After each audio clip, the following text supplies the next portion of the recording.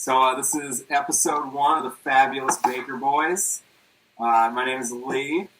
I'm here with my buddy Zach. Say hello, Zach. Hey, everybody.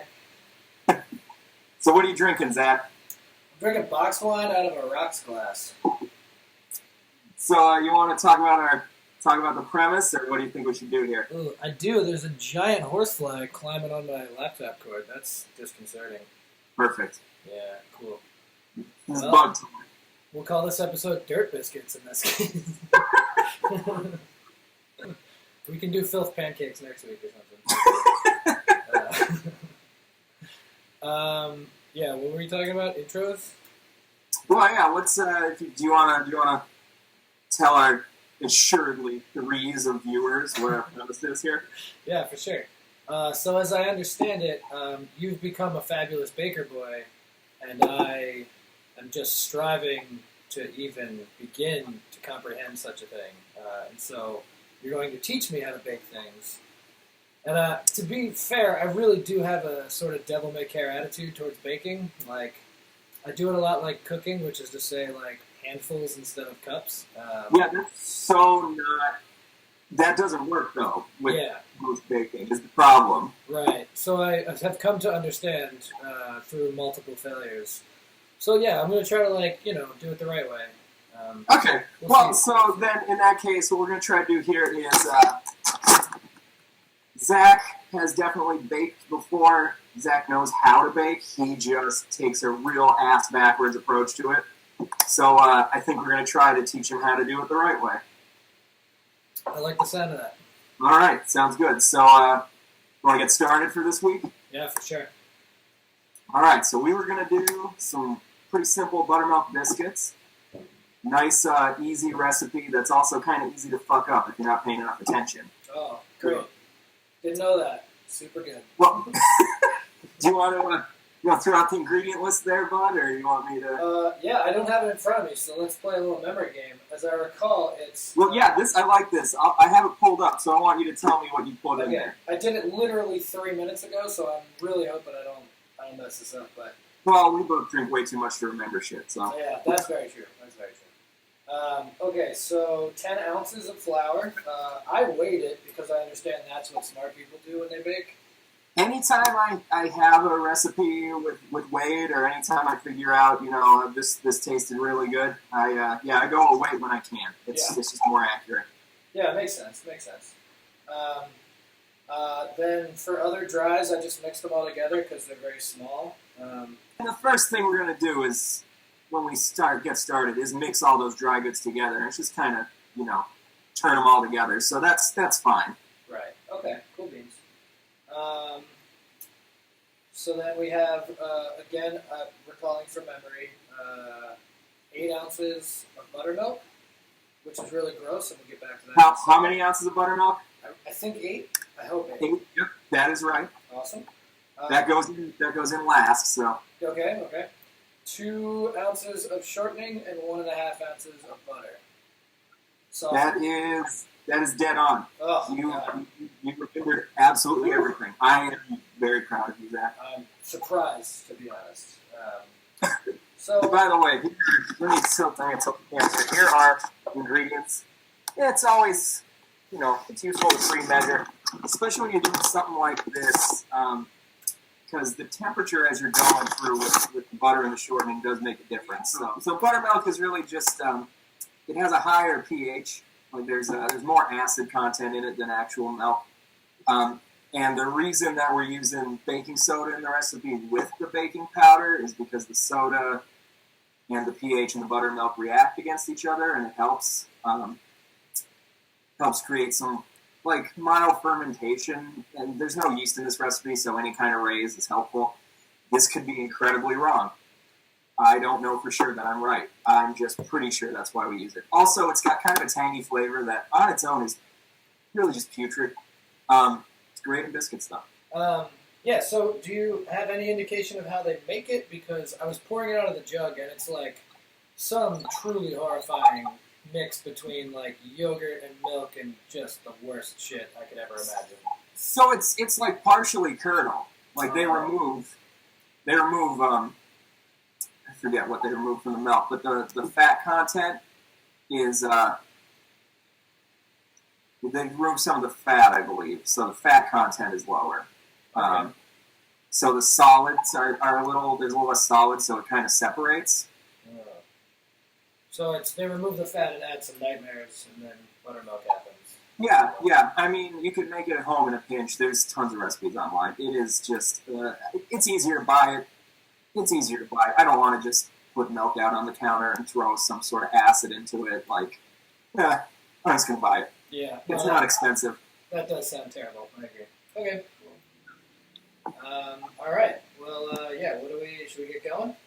Well, yeah. Let's mix all our dry shit together. You already did that? No, I have 2 containers. Yeah, me too. So just real quick, checking my oven because it always smells like something's on fire in there.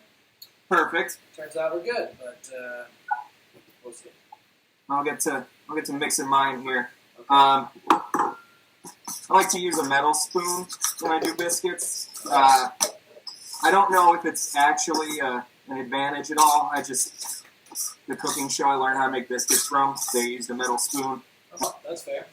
I'm going to go plastic because I don't own a metal spoon. Garbage doesn't mean they can't make good food.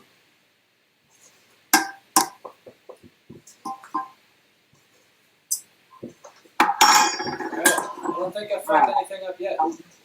With your dries. I think we're good. Alright, cool. Good with the dries. So the next thing we're going to want to do is add in the butter and the shortening. Okay.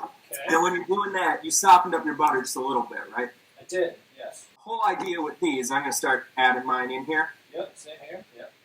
Okay, so you're going to want to use your fingertips because you don't want them to melt beforehand. Oh. Yeah, that's why they're only like partially softened. Yeah. Because you want, while they're cooking, to actually, for most of the melting to happen. Okay. Because that'll release the CO2 and the butter. And I'm trying to get my camera here tilted, but you're going to want to really just use your fingertips. Okay. Just kind of like squeeze them together, like get the little globules worked in with the there with the flour. How much squishing do we really want here? Like minimum, Well, maximum? you still want it to be semi-solid. So like you just want it to kind of bind together, and it should be like crumbly, almost mealy looking. Okay. Yeah, I'm guessing you're kind of at that state now. No, I just stood here like an idiot for a while, so give me a second. Okay, I think I'm at crumbly stage. This seems reasonable. Okay, so once you get it all like little broken apart, little mealy, little chunks there that the flour's just clinging to. Yep. Let's see if I can get that camera here. You're gonna want to make I fucked my well, but you're gonna want to make a well in the center. Okay. And you're gonna want to pour that buttermilk into the well. Now this is a silly question, but since we can't actually see each other because we're heathens and don't know how to record Yeah, you things. didn't want to pay for a good video service, but yeah, go for it. Yeah. I'm doing this in a bowl. Is this a thing you're doing like on a board? No, I'm doing it in a bowl. I'm not making pasta. Okay. I'm gonna pour the buttermilk into this little well I've made. Uh-huh. And I'm just gonna grab my camera here. You're doing a lot more like good camera work, I can tell. My laptop has not moved once, so. So there we go. We got that well made. And what we're gonna do now? You got your well? You got it filled up? I sure do. Great. So, fuck. So what you're gonna do is you're gonna get your spoon. You're gonna kind of mix it around. You just want it to kind of start clumping together. You don't want to over mix it. Okay. Yeah, you just want it to come together. Want it to come together nicely. It's gonna be really, really sticky. But this is again, you don't want to overwork it. Yeah. If you overwork it, it gets all gluteny, and we're not making bread. Yeah. Well, I can smell the buttermilk. It's real off-putting. Oh, it's pungent. Yeah. All right. So next thing you want to do, throw some flour on a clean surface. Just gonna throw it on my table here, which probably not as clean as it could be. Well, that adds fun, you know. That's how it works. Oh, I forgot to ask earlier. Is this a grease the pan kind of situation, or are we just going in dry on that one? It's actually not. Oh, all right. Or at least the way that I learned how to make them, it's not necessary. Because what you're going to do, once you get your area, which in my case is a table floured, yep. We're going to turn it out of the thing here, Okay. out of the bowl. I just want to get that kind of grouped together a little bit. Got it. And once it's grouped together, you want to throw a little bit of flour on the top too. Now, I'll note, I keep getting my hands exceedingly dirty. Well, you use one hand for that part. So. Oh, see, that wasn't in the instructions. Well, okay, so, or use your brain. Like, I don't know. You want to go wash your hand real quick? You're asking a lot, but yeah, okay. All right. I'm cleanish. So you're gonna want to throw a little bit of flour on the top too. Okay. And what you're gonna do is you're gonna kind of, it's not quite meeting. You're just kind of turning it over itself about 4 or 5 times. You know, bring it together into the middle and just. Sweet fuck. So have you done that? Have you turned it over a few times? Yeah. Got it a little closer to being together. Yep. Okay. So then the idea is the less you work it, the better. Okay. You're gonna want to get it back onto your surface here. Kind of get it worked out into about a 1-inch thick area. This is just kind of a little eyeball job. Yeah, that seems reasonable. Mm-hmm. He's gonna make should make around a dozen of them. Okay. A totally reasonable amount of biscuits to make. My hands are just gross right now. Exactly, that's what I'm talking about. All right, so here's a very important part of the recipe that I'm wondering if you read. You have a biscuit cutter. I mean, so I've seen some real good, presumably factually correct movies where you use like a plastic cup from a diner. Totally fine. I hear that's pretty like old school way of doing it. You just need a circle, and I like to use. I'm gonna be right back. I'm gonna rinse these hands off. Okay. Basically, you need a 2-inch circle. Oh, I in fact have a circular cookie cutter that I at some point decided I was going to make eggs in, and it never actually works. So nice. Well, let me go rinse some of this biscuit dough off my hands. Okay. And if you got a little flour on the table, kind of dip that biscuit cutter in your cookie cutter in the flour a little. Get it a little coated, makes it a little easier. Okay. I'm gonna get some more boxed wine because I'm thirsty. All right, so you got your cutter. You're just gonna want to start cutting out 2-inch pieces, with the cutter, the 2-inch size pieces. Okay. And you're gonna just do them as close together as you're cutting as possible because you want to get as many biscuits out of the first round here. Because every time you do it, you're gonna have to work the dough again. It just doesn't quite come out the same way. Yeah. Okay. You're gonna get it cut. You gotta press down all the way and twist so you really get it out. And then you're just gonna drop it on your baking sheet.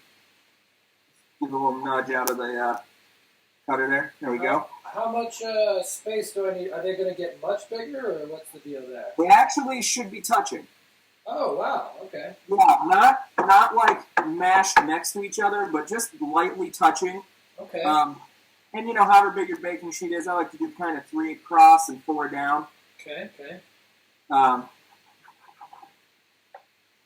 yeah, and I don't know the reason why they are supposed to be touching. I don't remember. I believe it has something to do with helping them rise. Oh. Yeah. I was going to guess that it looks better in the magazine stock photos later. I think I'm at the end of my reasonable cutting. What's the... I got 8 out of the first pressing. I've got about 1 more. I'm going to get 8, maybe a 9th, depending on how I run this one. Oh, I'm on the edge of my seat to find out. Well, there's 8. It looks like I'm going to have enough room for 9. Ugh. And from what I remember, actually, 9 is kind of like ideal. So if you're hitting 8 or 9, you're good. You're going to have a lot of really good biscuits, and then as you as you work them more and more, the quality does go down. Sure. So the more you get that first run, the better. Yeah. I was just going to ask. I mean, I'll wait for you, but can you describe how one would recombine the dregs here? Can I describe what? How one might recombine the dregs to... You kind of push them together, man. Oh, okay. Toss a little flour onto your hands so it doesn't stick as much. That's a good call. Good call. Yep.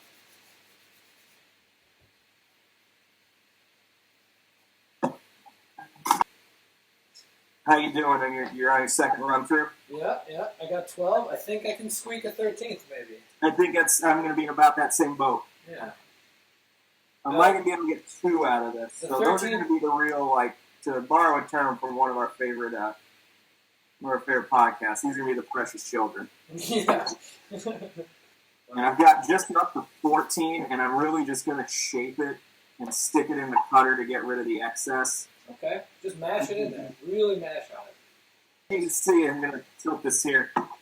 The further you work up the pan, the worse they get. Right. You lose this little texture at the top that, your little biscuit hats. All right. I'm going to put these in the oven. We preheated to 450. Yep. Takes about 20 minutes. Check them around 18, 19, and they could go a little longer, but much more than that, they're just going to get dry. All right, here's another question. Top rack, bottom rack. What do you prefer? I do middle rack for them. Okay, well, wish I would have thought of that earlier. Do you have oven mitts? Yeah, okay, that's a fair point. Yeah. I mean, if you do them top rack, the tops might burn. If you do them bottom rack, it's going to be weird. So. Well, let's put these in the oven. Look.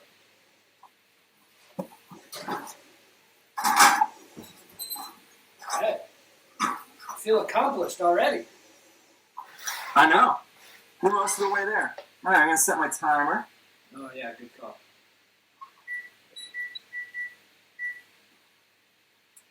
My oven runs pretty cold, so I do mine for about 20. Okay, I'm going to go 19. Just mix it up. Yeah, see how they look. All right, hopefully that's not too much of a different situation. Oh, Jesus. What's going on there, Zach? Woo! Yeah, I'd call those golden brown. All right, so Zach, you're getting yours out of the oven, and my timer just went off, so I'm going to check mine. Okay. All right, we got... Oh, that light is real bad. Okay, I'm going to just kind of hold these up-ish. I think definitely golden brown. Not a ton of rising, but it looks like a good amount of flakiness, so that seems good. Yeah, you're not going to want them to rise too much. Mine came out pretty good trying to block this light. I'm going to turn this light off behind me. I know, we're going to have to really up our production value. Nah. And by that, I mean do nothing, of course. You know what? It's the light above me that's fucking things up. Let's see what this... Okay, you mentioned drying rack. Now I'm ghostly. Ooh. All right, so we got these out of the oven here. Yeah, you mentioned cooling rack, but now that they're all touching, how do I like separate them and put them on the cooling rack, or just try to like one John it? Oh yeah, I like to use a spatula and kind of separate them. And Okay. if you look as you move across the pan, you have a little less texture on them as they go, and they're a little taller. And this one here is just real fucked up. Let me get my spatula, we'll break them apart, we'll show you what they look like. Yeah, I think you were right. The ones later on definitely rose less. They got more of a smooth surface to them, don't they? Yeah, they seem to be a little less fluffy for sure. That's because the dough got worked further. Yeah. Or a way to say that's not ridiculous and stupid. I'm not a professional. I don't know what people actually say. Just really getting in that dough, huh? Oh, yeah. Yeah, my very last one notably does have cat hair in it, and it looks more like a cookie than a biscuit. So. Yeah, my last one looks a lot like, like a really shitty scone. Yeah, that seems right. Here's the last one here. I got that there. Yeah. Fuck, that's hot. I guess I can do a comparison here. So here Pull them up. we've got the two. Notably, you can see the marks where I mashed the. This is the last one. This is like a first one. The last one has like cookie edges for sure. This one has like nice biscuit edges. Mm-hmm. It feels a little harder, like less fluffy and delicious. Right. But I mean, yeah, I think they're both equally viably biscuits, I would say. Well, you know, far be it from me to tell somebody how to eat their biscuits. Right. You know, but like this is the nicest one I got here. You can see it's golden brown on top. It's real nice and kind of even just a little white. I'm thinking now that I think about it, the reason you put them together is so the sides don't get overcooked. I was thinking that too. When you pull them apart, it does seem nice. Once that open, there's literal steam coming out of it. Nice white and flaky. Yep. And you can always do some homemade raspberry jam. You can always put that on there. Oh, for sure. Got some homemade lemon marmalade. It's basically jam with more shit in it. You can do that too. I like to eat mine with honey. How you had mentioned that you were making lemon marmalade. How did that turn out? Real good, actually. It's basically the same process as jam, only a little more intense and annoying. But it's like just the right amount of tart. Okay. When I did, you're supposed to, you take off the outer area of the outer layer of the rind before you get to the plim, that white shit. Sure. You kind of peel that off. What you're supposed to do is cut it up in real small strips, but I just peeled it off and put it in there. You know, it gets softened up through the heat. So I got some honey on one of my biscuits, and I try it. Oh, I have no accoutrement, but I'm just gonna break one open and give it a shot. It was real fucking good. Butter works. So does just biscuits. Oh yeah. Good fluffiness for sure. Exactly. So yeah, you don't overwork them; they come out fluffy as hell. Yeah, I'd say as a pastry in of itself, it definitely needs some help, like a honey or a jam of some sort. But it's definitely a good base for sure. Yeah, I mean, like biscuits are a delivery system for delicious things. Right. But yeah, so that's how you do biscuits. Yeah, seems good. Yeah. They're best eaten day of, obviously. I mean, you could freeze them, I guess, and put them in the microwave, or just let them sit out. They'll be a little hard, but they'll still be real good. I was gonna say there's only like 13 of them, so I'll probably eat them in like I'd say 18 hours would be my guess for shelf life there. Yeah. Sure. Yeah. Just shove them down your face. Pretty much. Yep. All right. Well, I think that's our first go around at the Fabulous Baker Boys. I think we did it. I agree. All right. Success. Well, tune in. Maybe next time. Who the fuck knows? Maybe nobody will watch this, and we'll never do another one. I mean, fingers crossed. We'll see. There's so many other pastries to make. We gotta we gotta enrich the world with our, and by our I mean your knowledge. Yeah. Well, I mean, eventually, I'm sure you'll just be student becoming a teacher and murder me, so it'll be perfect. Okay. I like the sound of that. Yeah. All right. Cool. Well. All right. You want to say goodbye, Zach? Yeah, if you want to. I kind of thought that was goodbye. I was just gonna cut there. All right. Let's cut, and you can cut this all unnecessary shit out. Yeah. Seems good. All right, I'm gonna stop recording.